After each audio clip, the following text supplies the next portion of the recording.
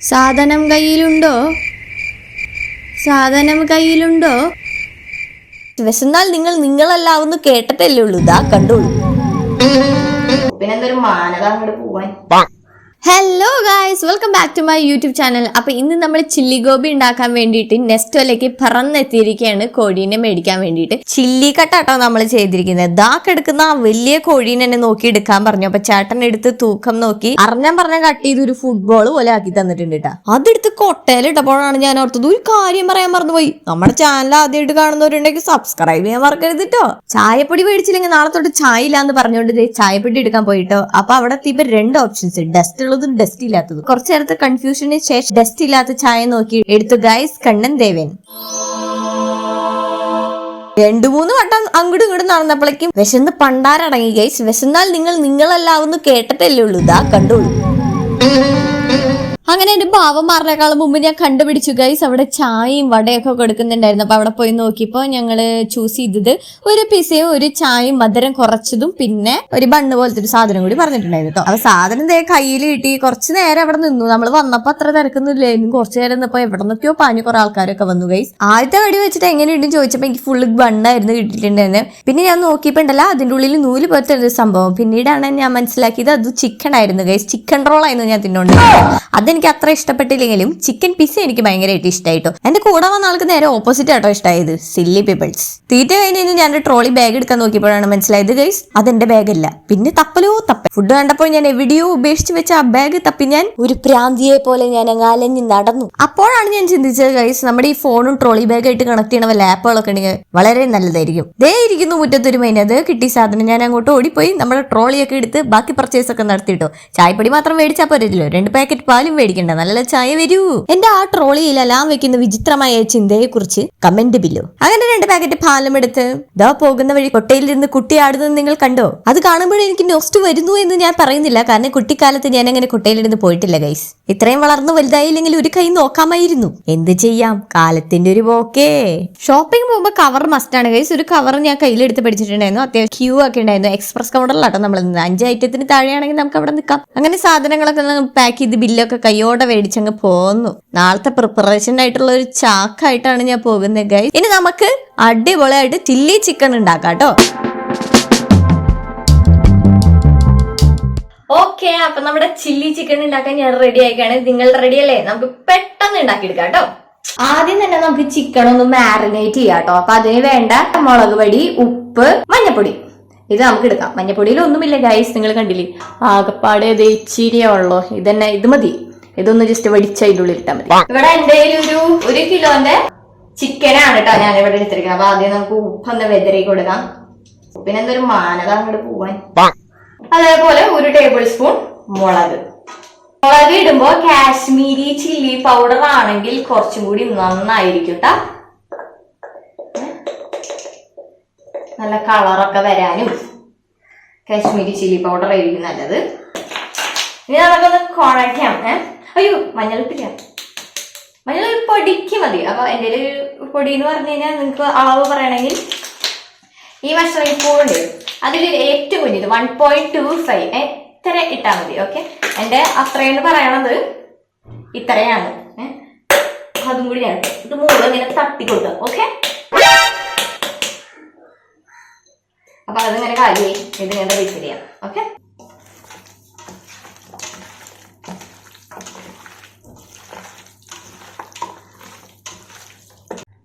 അപ്പൊ ഇത് നന്നായി മിക്സ് ആയിട്ടുണ്ടെങ്കിൽ നമുക്കൊരു 1/2 മണിക്കൂർ റെഫ്രിജറേറ്ററിന്റെ ഉള്ളിൽ വെച്ച് നന്നായി ഒന്ന് മാരിനേറ്റ് ചെയ്തെടുക്കാം കേട്ടോ.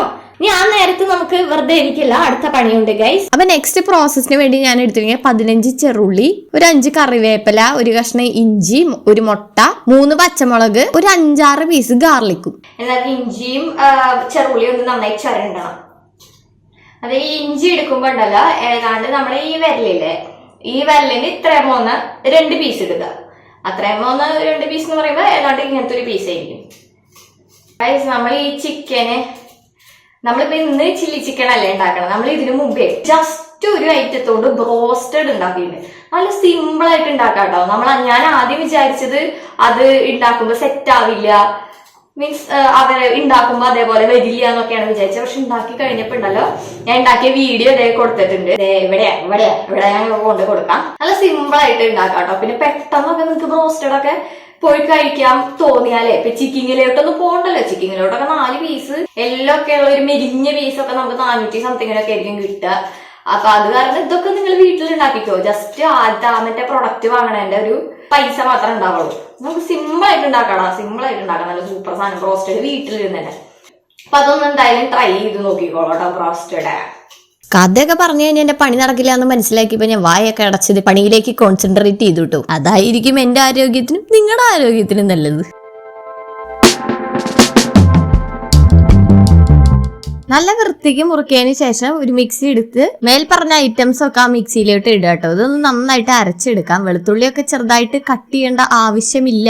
മുറുക്കി നിങ്ങൾ വിഷമിക്കും, നിങ്ങളുടെ സമയം പോകുകയില്ല. കാരണം ഡയറക്റ്റ് ആയിട്ട് നമ്മൾ ഇടുകയാണ് ഗൈസ്. എന്നിട്ട് ഇതെല്ലാം കൂടിയിട്ട് ഒന്ന് അടിച്ചെടുക്കാം. ഒരു മുട്ടയും കൂടി ഇട്ട് അടിച്ചു കഴിഞ്ഞാണ്ടല്ലോ നല്ല പേസ്റ്റ് പരിവായിരിക്കും കേട്ടോ. ഈ ഒരു പച്ച കളറായിരിക്കും. അപ്പൊ നിങ്ങൾ വിചാരിക്കും ഈ ഒരു പച്ച കളറിലായിരിക്കും നമ്മുടെ ചില്ലി ചിക്കൻ ഉണ്ടാവുന്നത്. അല്ല ഗൈസ്, ചില്ലി ചിക്കൻ്റെ ചോപ്പൊക്കെ നമുക്ക് വഴിയെ ഉണ്ടാക്കാം ഗൈസ്. അതിന് മുമ്പ് നിങ്ങൾ വേറൊരു ബൗൾ എടുത്തിട്ട് അതിലേക്ക് 100 ഗ്രാം കോൺഫ്ലോർ ഇടണം. ഞാനിവിടെ ഒറ്റ ടേബിൾ സ്പൂൺ ആക്കിയിട്ടല്ല ഇട്ട് എടുക്കണേ. അച്ഛന്റെ സഹായം വെച്ചിട്ടാണ് 30ഉം 50ഉം അങ്ങനത്തെ ഒരു അളവിലൊക്കെയാണ് ഞാൻ 100 ആക്കിയത്.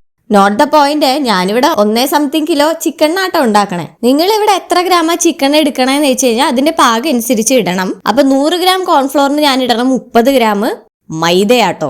നിങ്ങൾക്ക് ഇത്ര ആക്യുറേറ്റ് ആയിട്ട് പറഞ്ഞു തരാൻ കേട്ടോ ഞാൻ മെഷറിംഗ് സ്കൂപ്പിൽ കറക്റ്റ് കോൺസെൻട്രേഷനിലെ അളവൊക്കെ നോക്കി എടുക്കുന്നത്. അത് കാണുമ്പോൾ എനിക്ക് പണ്ട് കെമിസ്ട്രി ലാബില് ആസിഡും ബേസും ഒക്കെ എടുത്ത് നെസ്റ്റ് അടിച്ചു ഗൈസ്. അങ്ങനെ അളവൊക്കെ ഇട്ട് ആ പരിപാടി അങ്ങോട്ട് കഴിച്ചു ഗൈസ്. ഇനി നമ്മൾ അരച്ചു വെച്ച ആ പേസ്റ്റ് നിങ്ങൾ ഓർമ്മയുണ്ടോ? ഓർമ്മയില്ലെങ്കിൽ ഓർക്കണം. ആ പേസ്റ്റ് നിങ്ങൾ എടുക്കുക. അപ്പൊ അളവിലോട്ട് എടുത്ത് ആ പൊടിയിലേക്ക് അങ്ങ് മിക്സ് ചെയ്ത് പിടിപ്പിക്കുക.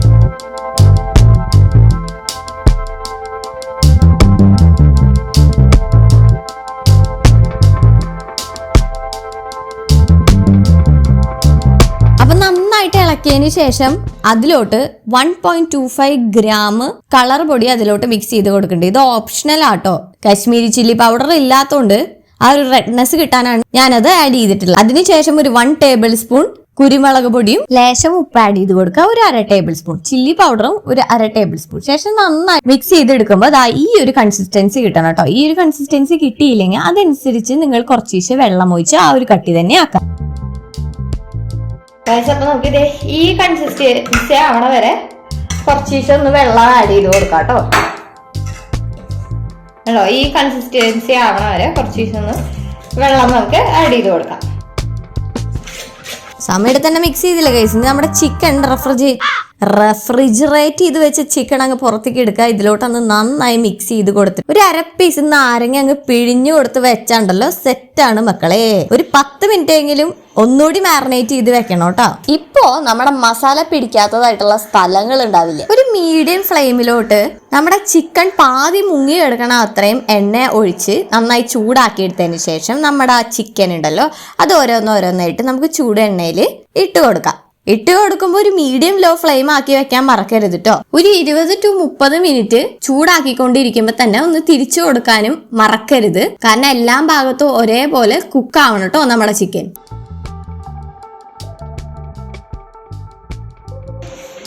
നല്ല സ്മെല്ല് വരുന്നു ഗൈസ്. ഇത് ഇടയ്ക്കിടയ്ക്ക് നമുക്ക് ഇങ്ങനെ തിരിച്ചിട്ട് കൊടുക്കണം കേട്ടോ. ഒരു മീഡിയമിലോ ഒക്കെ അത്ര ആക്കിയിട്ട് വെക്കാം. ഇനി ഇടയ്ക്കിടയ്ക്ക് ഇങ്ങനെ തിരിച്ചു കൊടുക്കാം ഗൈസ്. നമുക്ക് തിരിച്ചിട്ട് കൊടുക്കുമ്പോൾ നമ്മൾ വിചാരിക്കും അതായിട്ടുണ്ടാവുന്നു. പുറമേ ചിലപ്പോൾ മസാല ചൂടായിട്ട് നല്ല കളറായിട്ടുണ്ട്, പക്ഷെ ഉള്ളിൽ കുക്ക്ഡ് ആയിട്ടുണ്ടാവില്ല. അപ്പൊ അത് ശ്രദ്ധിക്കണം. ഒരു 30 മിനിറ്റ് എങ്കിലും നിങ്ങൾ ലോ ഫ്ലെയിമിൽ വെച്ചിട്ട് നന്നായിട്ടൊന്ന് കുക്ക് ചെയ്ത് തന്നെ എടുക്കണം കേട്ടോ.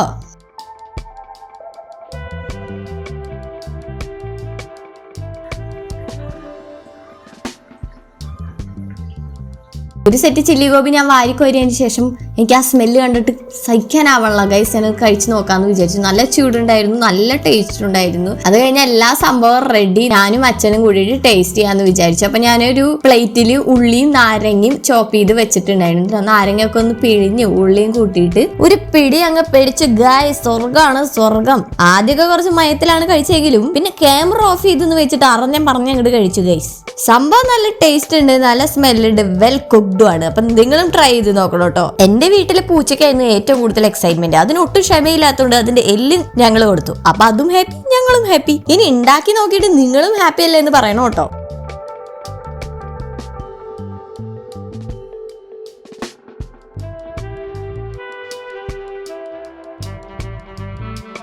ഗൈസ്, അപ്പൊ ഇന്നത്തെ വീഡിയോ അത്ര ഡീറ്റെയിൽ ആയിട്ട് എടുത്തത് നിങ്ങൾക്ക് വീട്ടിൽ ചെന്ന് ഉണ്ടാക്കാനൊക്കെ നല്ല ടേസ്റ്റ് ഉണ്ടായിരുന്നു ഗൈസ്. നിങ്ങൾ എന്തായാലും ട്രൈ ചെയ്യണം.